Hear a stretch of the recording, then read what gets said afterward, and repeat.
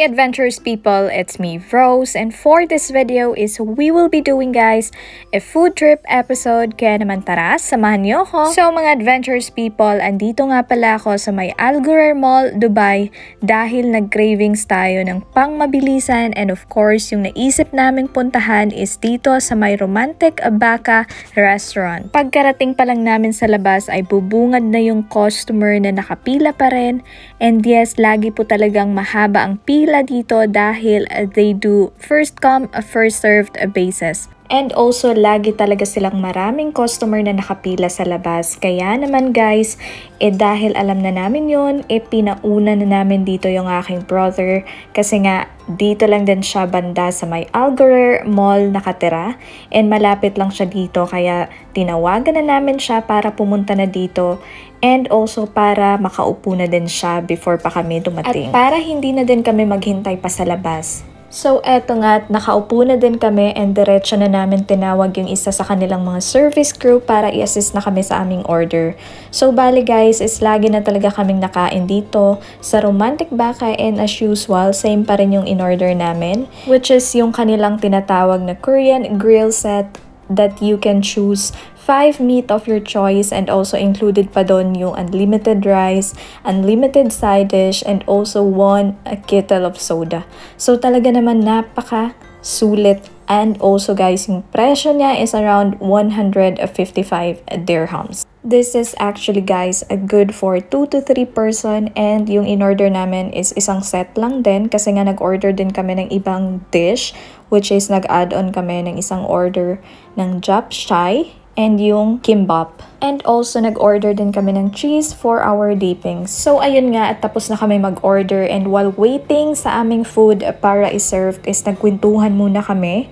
And also guys, dumating nga pala kami dito mga bandang 8:30 na ng gabi. Finally, after a few minutes of waiting, is sinerve na din nila yung mga side dishes, which is yung peanut, bean sprout, kimchi, and some kind of like sausage, tofu, green bell pepper, and then yung litos, and also some kind of a sauce. At dahil sobrang gutom na namin that time, and also that was a late dinner na din, kaya naman diretso na namin kinain isa-isa yung mga side dishes. And take note guys, kasi yung side dishes, as I've said, is refillable and unlimited siya.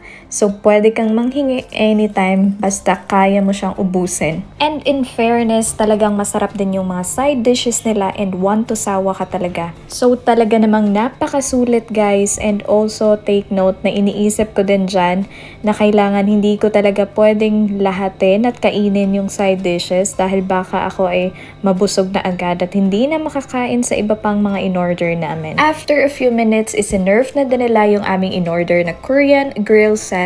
Kasama na dito yung other dish na in-order namin na japchae, and then yung kimbap. Talagang pagka-serve nila ng meat ay nag-start na kami na mag-grill dahil sobrang napakagutom na, and also nakakatakam ng kumain. Pero syempre kailangan pa rin kaming maghintay dahil dapat nalutuin talaga ng maigi yung meat. So mga adventurous people, while still grilling time is syempre tikman na natin yung iba pang dish na in-order, and first is yung kimbap. Tingnan nyo naman, talagang napakalaki ng size, and also hindi talaga siya pwedeng kainin ng isang buo dahil napakalaki niya talaga guys. And of course, syempre kinain ko lang siya ng paunti-unti kasi baka naman tayo ay mabulunan. So guys, bale, one order of kimbap nga pala is meron siyang 10 pieces na, and talaga namang napakasulit din yung size dahil napakalaki niya, and pwedeng-pwede siya guys sa pangmaramihan, and talagang lahat na kayo makakakain nito. And with regards naman sa price niya ay talagang napaka-affordable lang din dahil it only cost guys at 32 dirhams. Now let's move on to our other dish na in-order din, and that is called a japchae.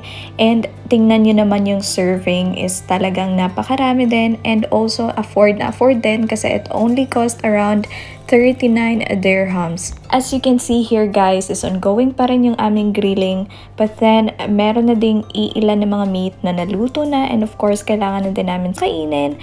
And also, as you can see here guys, talagang napaka-yummy.